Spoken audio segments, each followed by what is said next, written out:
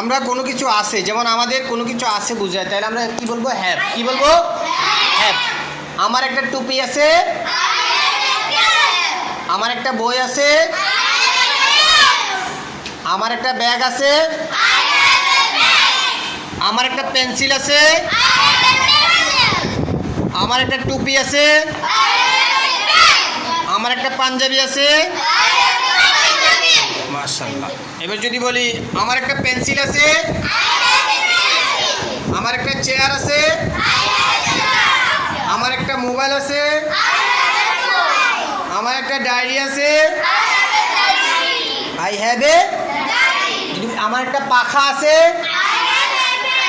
I have a. আমার একটা কুকুর আছে, আমার একটা বিড়াল আছে, আমার একটা বল আছে, ঠিক আছে তো? আমার একটা প্লেট আছে,